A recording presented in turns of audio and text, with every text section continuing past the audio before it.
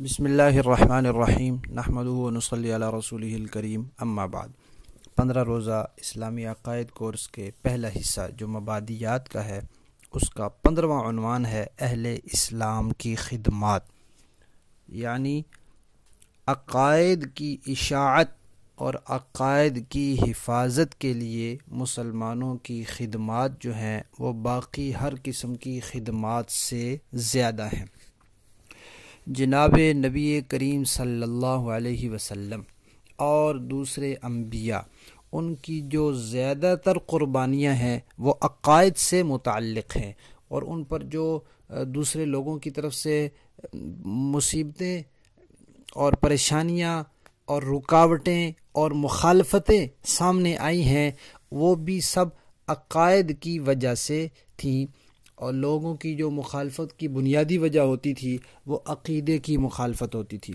آپ صلی اللہ علیہ وسلم کو جو جنگوں میں، لڑائیوں میں، جہاد کے لیے نکلنا پڑا ہے، آپ کو جو طائف میں پتھر کھانے پڑے ہیں، آپ کو جو اپنے اوپر بوجھ سہنے پڑے ہیں، اور جو اتنی مخالفتوں کا سامنا کرنا پڑا ہے، حتیٰ کہ اب اللہ کا گھر بیت اللہ چھوڑ کر مدینہ جانا پڑا ہے، یہ ساری جو پریشانیاں آئیں یہ عقائد کی وجہ سے آئیں کہ عقیدے پر کوئی سودے بازی نہیں کی۔ تو انبیاء کی اور جناب نبی کریم صلی اللہ علیہ وسلم کی بطور خاص زیادہ تر جو خدمات اور قربانیاں ہیں وہ عقائد کی وجہ سے ہیں۔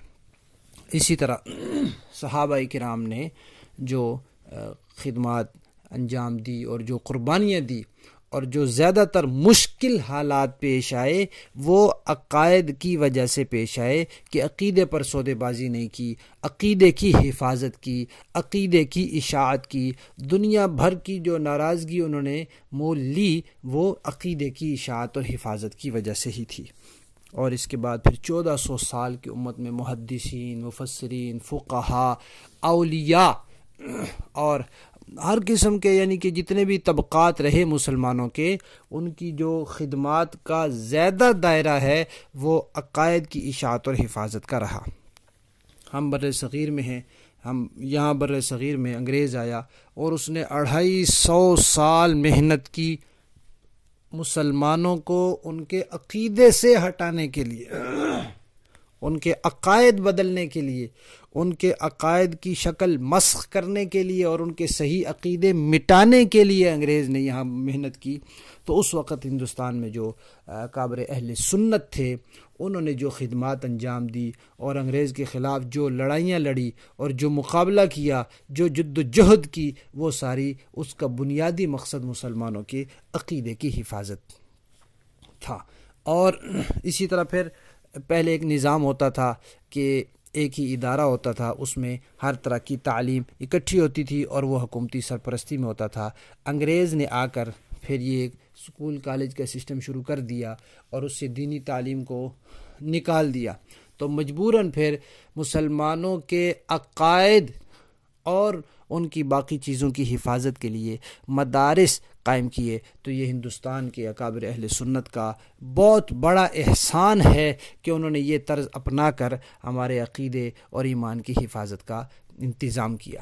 تو مدارس جو قائم کیے جاتے ہیں یہ لوگوں کے دین کی حفاظت کے لیے، ان کے ایمان کی حفاظت کے لیے، ان کے عقیدے کی حفاظت کے لیے۔ جب عقیدے کی حفاظت ہو تو پھر ان کے اخلاق اور ان کی تہذیب اور ان کے معاشرے کا تسلسل باقی رہتا ہے۔ عقیدے کی حفاظت نہ ہو تو پھر یہ تسلسل باقی نہیں رہتا۔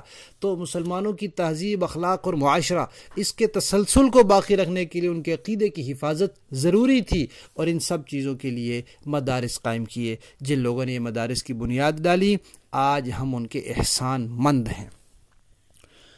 16واں عنوان ہے کتب عقائد کا تعارف۔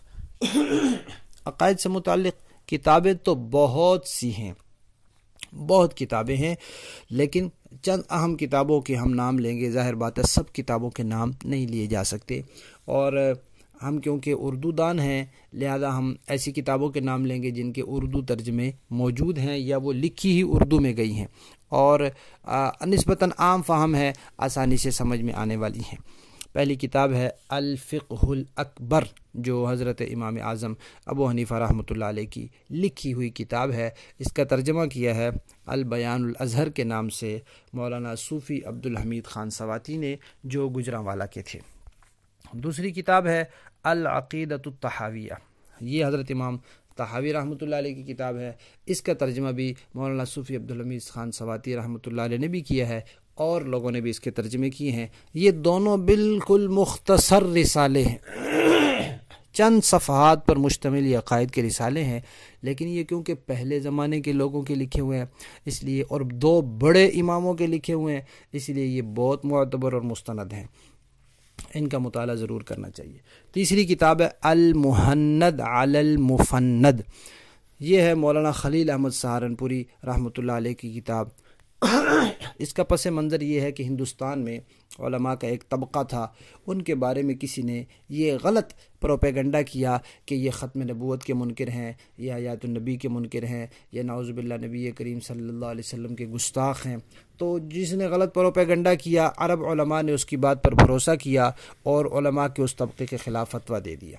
پھر جب انہوں نے وضاحت کی تو پھر سعودی علماء نے ایک سوال نامہ لکھا جس میں 26 سوال تھے، اور پھر ہندوستان کے علماء کے اس طبقے نے ان سوالوں کے جواب دیے۔ تو وہ سوالوں کے جواب جب عرب علماء نے دیکھے تو انہوں نے کہا ہمارے بھی یہی عقیدے ہیں جو علماء کے اس طبقے کا عقیدہ ہے۔ پھر وہ رسالہ مصر میں، شام میں، پوری دنیا میں گیا۔ وہ رسالہ دنیا میں جہاں بھی گیا وہاں کے مسلمان علماء نے کہا کہ ہمارے بھی یہی عقیدے ہیں۔ اس لیے المحند علی المفند دنیا بھر میں مسلمانوں کے عقیدے کی ایک مستند کتاب سمجھی جاتی ہے، لیکن اس میں صرف اتنی باتیں ہیں جتنے انہوں نے سوال کیے تھے، اور انہوں نے اتنے سوال کیے تھے جتنے ان پر غلط الزامات لگے تھے۔ اس کے علاوہ عقائد الاسلام ایک کتاب ہے مولانا ادریس کاندھلوی رحمۃ اللہ علیہ کی، بہت علمی، بہت شاندار کتاب ہے۔ اسی طرح اسلامی عقائد مولانا ڈاکٹر مفتی عبدالواحد رحمۃ اللہ علیہ کی کتاب ہے، اور ایک بہت جامع اور عام فہم کتاب جو ہمارے زمانے میں بہت اچھی ہے، ہر گھر میں ہونی چاہیے، مولانا مفتی محمد طاہر مسعود کی کتاب عقائد اہل سنت والجماعت مدلل ہے۔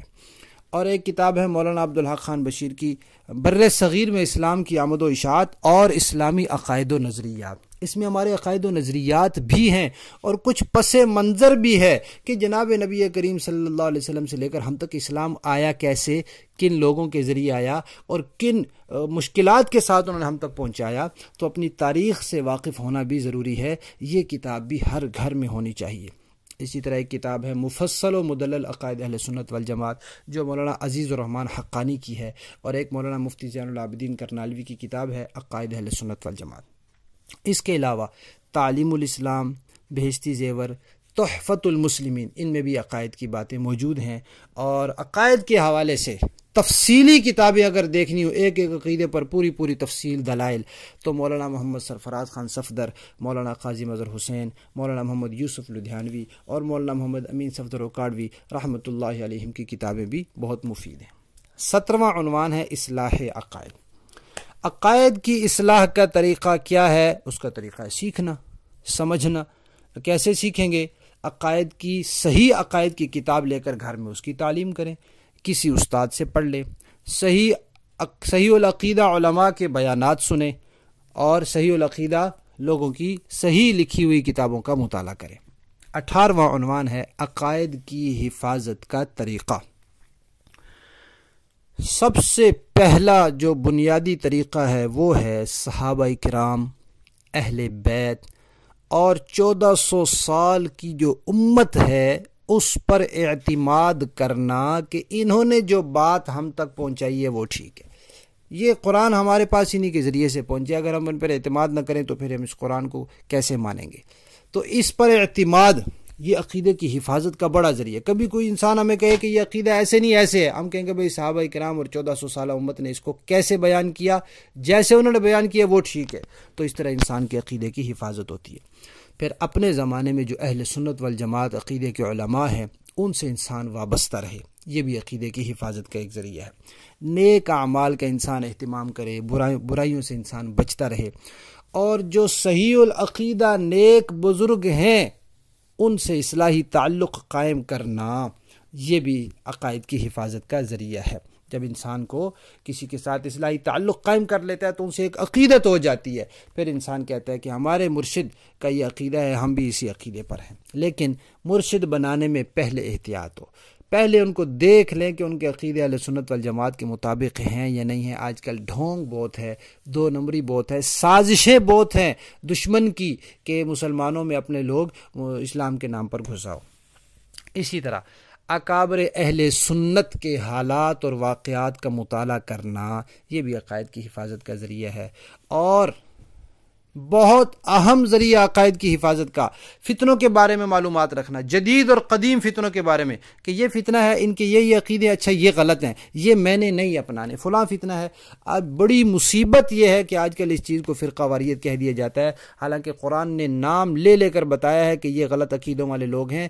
نبی کریم صلی اللہ علیہ وسلم اور صحابہ کرام اور 1400 سال کی امت نے نام لے لے کر نشاندہی کی ہے کہ یہ فرقہ ہے اور اس کا یہ عقیدہ غلط ہے۔ تو یہ علماء کی ذمہ داری ہے، علماء پر فرض ہے کہ وہ یہ نشاندہی کریں۔ تو فتنوں کی معلومات رکھنا، ہم بھی انشاءاللہ ایک کورس منعقد کریں گے جس میں موجودہ فتنوں کی معلومات دیں گے۔ تو غلط عقائد اور فرقوں کی پہچان اور نشاندہی اور جدید اور قدیم فتنوں سے متعلق معلومات یہ بھی عقائد کی حفاظت کا ایک ذریعہ ہے۔